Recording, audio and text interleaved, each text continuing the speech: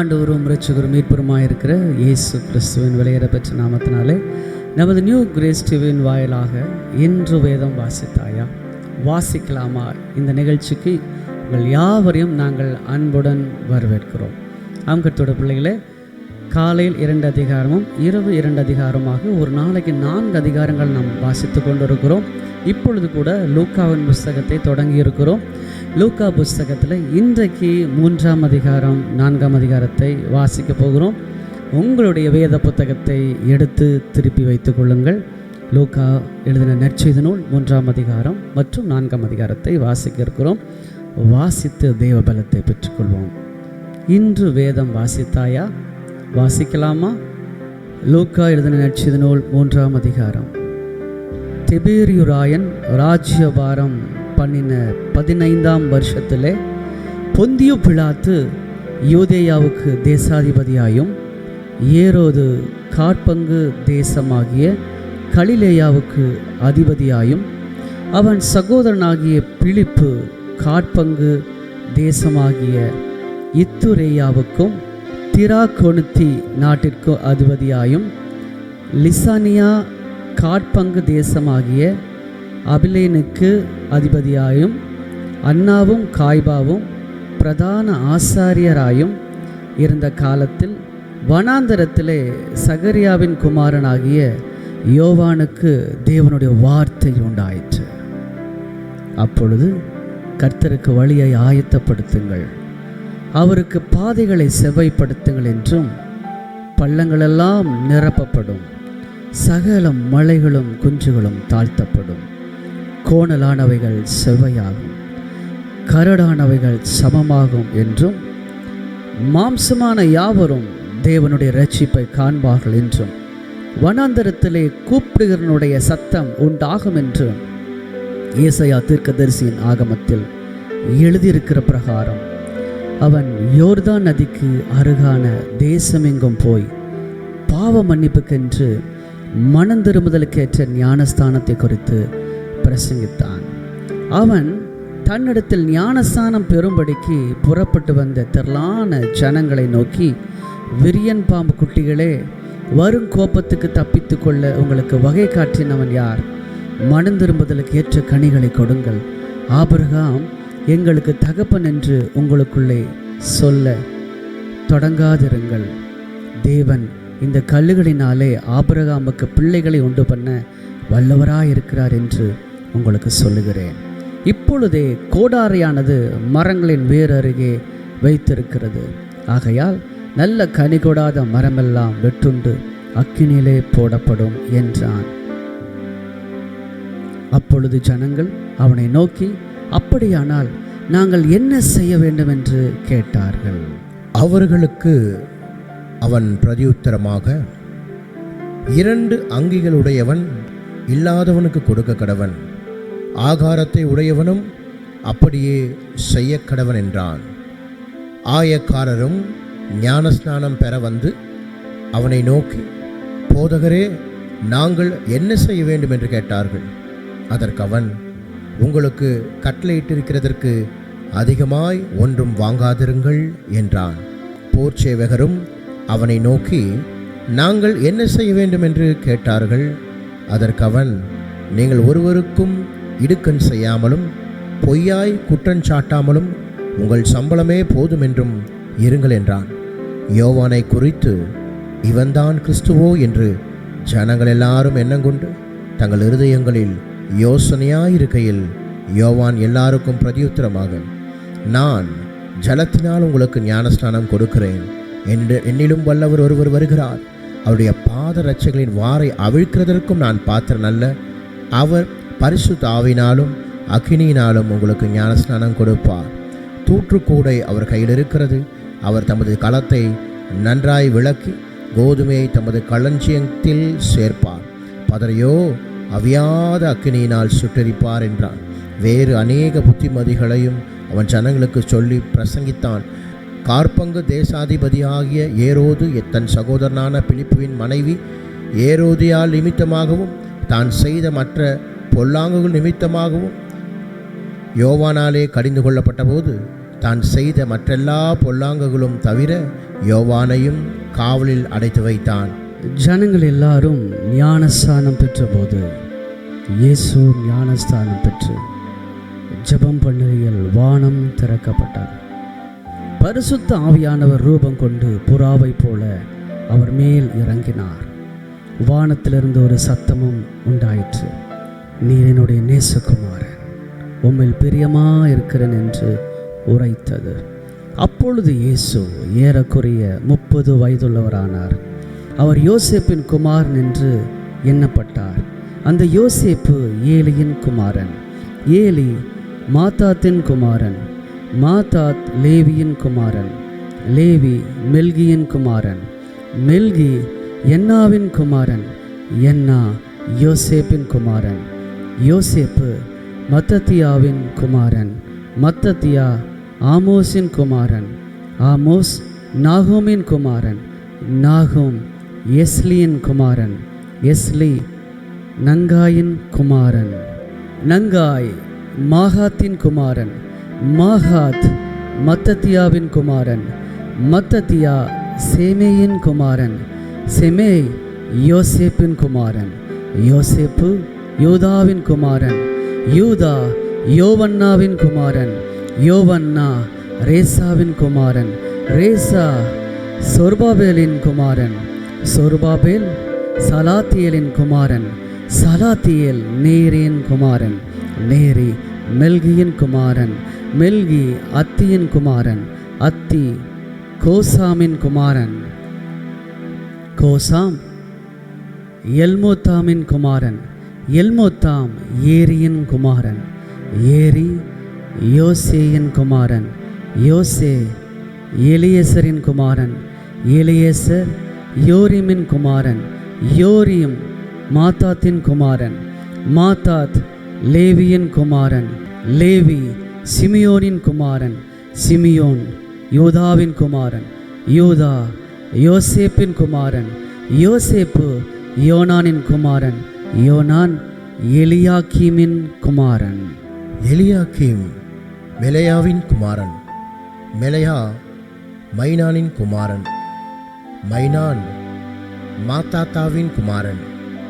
மாத்தாத்தா நாத்தானின் குமாரன், Nathan தாவீதின் குமாரன், தாவீது ஈசாயின் குமாரன், ஈசாய் ஓபேதின் குமாரன், ஓபேத் போவாஸின் குமாரன், போவாஸ் சல்மோனின் குமாரன், சல்மோன் நகசோனின் குமாரன், நகசோன் அம்மினதாபின் குமாரன், அம்மினதாப் ஆராமின் குமாரன், ஆராம் எஸ்ரோமின் குமாரன், எஸ்ரோம் பாரேஸின் குமாரன், பாரேஸ் யூதாவின் குமாரன், யூதா யாகோபின் குமாரன், யாகோபு ஈசாக்கின் குமாரன், ஈசாக்கு ஆபிரகாமின் குமாரன், ஆபிரகாம் தேராவின் குமாரன், தேரா நாகோரின் குமாரன், நாகோர் செரூக்கின் குமாரன், செரூக் ரெகுவின் குமாரன், ரெகு பேலேக்கின் குமாரன், பேலேக் ஏபேரின் குமாரன், ஏபேர் சாலாவின் குமாரன், சாலா காயினானின் குமாரன், காயினான் அர்பகசாத்தின் குமாரன், அர்பகசாத் சேமின் குமாரன், சேம் நோவாவின் குமாரன், நோவா லாமேக்கின் குமாரன், லாமேக்கு மெத்தூசலாவின் குமாரன், மெத்தூசலா ஏனோக்கின் குமாரன், ஏனோக்கு யாரேதின் குமாரன், யாரேத் மகளாலேயனின் குமாரன், மகளாலேயேல் கேனானின் குமாரன், கேனான் ஏனோசின் குமாரன். லூக்கா எழுதின நற்செய்தி நூல் 4ஆம் அதிகாரம். இயேசு பரிசுத்த ஆவியினாலே நிறைந்தவராய் யோர்தானை விட்டு திரும்பி ஆவியானவராலே வனாந்தரத்துக்கு கொண்டு போகப்பட்டு 40 நாள் பிசாசினால் சோதிக்கப்பட்டார். அந்த நாட்களில் அவர் ஒன்றும் புசியாதிருந்தார். அந்த நாட்கள் முடிந்த பின்பு அவருக்கு பசி உண்டாயிற்று. அப்பொழுது பிசாசு அவரை நோக்கி, நீ தேவனுடைய குமாரனே ஆனால் இந்த கல் அப்பமாகும்படி சொல்லும் என்றான். அவர் பிரதியுத்தரமாக, மனுஷன் அப்பத்தினாலே மாத்திரமல்ல தேவனுடைய ஒவ்வொரு வார்த்தையினாலும் பிழைப்பான் என்று எழுதியிருக்கிறதே என்றார். பின்பு பிசாசு அவரை உயர்ந்த மலையின் மேல் கொண்டு போய் உலகத்தின் சகல ராஜ்யங்களையும் ஒரு நிமிஷத்திலே அவருக்கு காண்பித்து, இவைகள் எல்லாவற்றின் மேலுள்ள அதிகாரத்தையும் இவைகளின் மகிமையும் உமக்கு தருவேன். இவைகள் எனக்கு ஒப்பு கொடுக்கப்பட்டிருக்கிறது. எனக்கு இஷ்டமானவனுக்கு இவைகளை கொடுக்கிறேன். நீர் என்னை பணிந்து கொண்டால் எல்லாம் உம்முடையதாகும் என்று சொன்னார். இயேசு அவனுக்கு பிரதியுத்தரமாக, எனக்கு பின்னாக போ சாத்தானே, உன் தேவனாகிய கர்த்தரை பணிந்து கொண்டு அவர் ஒருவருக்கே ஆராதனை செய்வாயாக என்று எழுதியிருக்கிறதே என்றார். அப்பொழுது அவன் அவரை எருசலேமுக்கு கொண்டு போய் தேவாலய துப்பறிக்கையின் மேல் அவரை நிறுத்தி, நீர் தேவனுடைய குமாரனே ஆனால் இங்கே இருந்து தாழ குதியும், ஏனெனில் உம்மை காக்கும்படிக்கு தம்முடைய தூதர்களுக்கு உம்மை குறித்து கட்டளையிடுவார் என்றும் உமது பாதம் கல்லில் இடராதபடிக்கு அவர்கள் உம்மை கைகளில் ஏந்தி கொண்டு போவார்கள் என்றும் எழுதியிருக்கிறது என்று சொன்னான். அதற்கு இயேசு, உன் தேவனாகிய கர்த்தரை பரீட்சை பாராதிருப்பாயாக என்று சொல்லியிருக்கிறது என்றார். பிசாசானவன் சோதனை எல்லாம் முடித்த பின்பு சில காலம் அவரை விட்டு விலகி போனார். பின்பு இயேசு ஆவியானவருடைய பலத்தினாலே கலிலேயாவுக்கு திரும்பி போனார். அவருடைய கீர்த்தி சுற்றிலும் இருக்கிற தேசம் எங்கும் பரம்பிற்று. அவருடைய ஜெப ஆலயங்களில் அவர் உபதேசித்து எல்லாராலும் புகழப்பட்டார். தம் வளர்ந்த ஊராகிய நாசரேத்துக்கு அவர் வந்து தம்முடைய வழக்கத்தின்படியே ஓய்வு நாளில் ஜெப ஆலயத்திலே பிரவேசித்து வாசிக்க எழுந்து நின்றார். அப்பொழுது ஏசாயா தீர்க்கதரிசியின் புஸ்தகம் அவரிடத்தில் கொடுக்கப்பட்டது. அவர் புஸ்தகத்தை விரித்த போது, கர்த்தருடைய ஆவியானவர் என்மேல் இருக்கிறார், தரித்திரருக்கு சுவிசேஷத்தை பிரசங்கிக்கும்படி என்னை அபிஷேகம் பண்ணினார். இருதயம் நொறுங்குண்டவர்களை குணமாக்கவும், சிறைப்பட்டவர்களுக்கு விடுதலையையும், குருடருக்கு பார்வையையும் பிரசித்தப்படுத்தவும், நொறுங்குண்டவர்களை விடுதலையாக்கவும், கர்த்தருடைய அனுக்கிரக வருஷத்தை பிரசித்தப்படுத்தவும் என்னை அனுப்பினார் என்று எழுதியிருக்கிற இடத்தை அவர் கண்டு வாசித்து புஸ்தகத்தை சுருட்டி பணிவிடைக்காரனிடத்தில் கொடுத்து உட்கார்ந்தார். ஜெப ஆலயத்தில் உள்ள எல்லாருடைய கண்களும் அவர் மேல் நோக்கமாக இருந்தது. அப்பொழுது அவர் அவர்களோடு பேசத் தொடங்கி, உங்கள் காதுகள் கேட்க இந்த வேத வாக்கியம் இன்றைய தினம் நிறைவேறிற்று என்றார். எல்லாரும் அவருக்கு நற்சாட்சி கொடுத்து அவருடைய வாயிலிருந்து புறப்பட்ட கிருபையுள்ள வார்த்தைகளை குறித்து ஆச்சரியப்பட்டு, இவன் யோசேப்பின் குமாரன் அல்லவா என்றார்கள். அவர் அவர்களை நோக்கி, வைத்தியனே, உன்னைத்தானே குணமாக்கிக்கொள் என்கிற பழமொழியை சொல்லி, நாங்கள் கேள்விப்பட்டபடி கப்பர்நகூமில் உன்னால் செய்யப்பட்ட கிரியைகள் எவைகளோ அவைகளை உன் ஊராகிய இவ்விடத்திலும் செய் என்று நீங்கள் என்னுடன் சொல்லுவீர்கள் என்பது நிச்சயம். ஆனாலும் தீர்க்கதரிசி ஒருவனும் தன் ஊரிலே அங்கீகரிக்கப்பட மாட்டான் என்று மெய்யாகவே உங்களுக்கு சொல்லுகிறேன். அன்றியும் எலியாவின் நாட்களிலே 3 வருஷமும் 6 மாதமும் வானம் அடைக்கப்பட்டு தேசமெங்கும் மிகுந்த பஞ்சம் உண்டாயிருந்த போது இஸ்ரவேலருக்குள்ளும் அநேகம் விதவைகள் இருந்தார்கள். ஆயினும் எலியா சீதோன் நாட்டிலுள்ள சரப்தா ஊரிலிருந்து ஒரு விதவையினிடத்திற்கு அனுப்பப்பட்டானே அல்லாமல் மற்றொருத்தியினிடத்திற்கும் அனுப்பப்படவில்லை. அல்லாமலும் எலிசா தீர்க்கதரிசியின் காலத்தில் இஸ்ரவேலருக்குள்ளே அநேகம் குஷ்டரோகிகள் இருந்தார்கள். ஆயினும் சீரியா தேசத்தானாகிய நாகமானே அல்லாமல் அவர்களில் வேறொருவனும் சுத்தமாகப்படவில்லை என்று சத்தியத்தின்படியே உங்களுக்கு சொல்லுகிறேன் என்றார். ஜெப ஆலயத்தில் இருந்த எல்லாரும் இவைகளை கேட்ட பொழுது கோபம் உண்டு எழுந்திருந்து அவரை ஊருக்கு புறம்பே தள்ளி தங்கள் ஊர் கட்டப்பட்டிருந்த செங்குத்தான மலையின் சிகரத்திலிருந்து அவரை தலைகீழாய் தள்ளிவிடும்படிக்கு அவ்விடத்திற்கு கொண்டு போனார்கள். அவரோ அவர்கள் நடுவு நின்று கடந்து போய்விட்டார். பின்பு அவர் கலிலேயாவில் உள்ள கப்பர்நகூம் பட்டணத்துக்கு வந்து ஓய்வு நாட்களில் ஜனங்களுக்கு போதகம் பண்ணினார். அவருடைய வசனம் அதிகாரம் உள்ளதாய் இருந்தபடியால் அவருடைய போதகத்தை குறித்து அவர்கள் ஆச்சரியப்பட்டார்கள். ஜெப ஆலயத்திலே அசுத்தாவி பிடித்திருந்த ஒரு மனுஷன் இருந்தான். அவன், ஐயோ, நஸ்ரேனாகிய இயேசுவே, எங்களுக்கும் உமக்கும் என்ன? எங்களை கெடுக்கவா வந்தீர்? உம்மை இன்னார் என்று அறிவேன், நீ தேவனுடைய பரிசுத்தர் என்று உரத்த சத்தமிட்டான். அதற்கு இயேசு, நீ பேசாமல் இவனை விட்டு புறப்பட்டு போ என்று அதை அதட்டினார். அப்பொழுது பிசாசு அவனை ஜனங்களின் நடுவே விழத்தள்ளி அவனுக்கு ஒரு சேதமும் செய்யாமல் அவனை விட்டு போய்விட்டது. எல்லாரும் ஆச்சரியப்பட்டு, என்ன வார்த்தையோ, அதிகாரத்தோடும் வல்லமையோடும் அசுத்த ஆவிகளுக்கும் கட்டளையிடுகிறார், அவைகள் புறப்பட்டு போகிறதே என்று ஒருவரோடொருவர் பேசிக்கொண்டார்கள். அவருடைய கீர்த்தி சுற்றிலும் இருந்த நாடுகளில் உள்ள இடங்களிலெல்லாம் பிரசித்தமாயிற்று.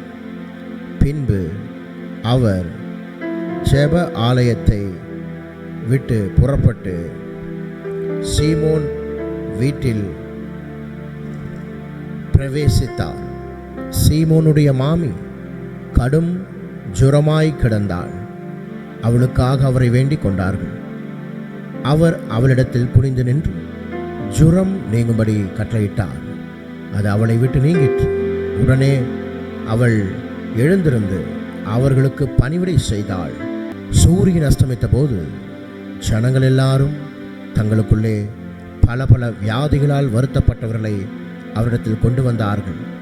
அவர்கள் ஒவ்வொருவர் மேலும் அவர் தம்முடைய கைகளை வைத்து அவர்களை சுஸ்தமாக்கினார். பிசாசுகளும் நீர் தேவனுடைய குமாரனாகிய கிறிஸ்து என்று சத்தமிட்டு அநேகரை விட்டு புறப்பட்டது. அவரை கிறிஸ்து என்று பிசாசுகள் அறிந்திருந்தபடியால் அவர் அவைகளை பேச ஒட்டாமல் அதட்டினார். உதயமான போது அவர் புறப்பட்டு வனாந்தரமான ஓரிடத்திற்கு போனார். திரளான ஜனங்கள் அவரை தேடி அவரிடத்தில் வந்து தங்களை விட்டு போகாதபடிக்கு அவரை நிறுத்தி கொண்டார்கள். அவரோ அவரை நோக்கி, நான் மற்ற ஊர்களிலும் தேவனுடைய ராஜ்யத்தை குறித்து பிரசங்கிக்க வேண்டுமே, இதற்காகவே அனுப்பப்பட்டேன் என்றார்.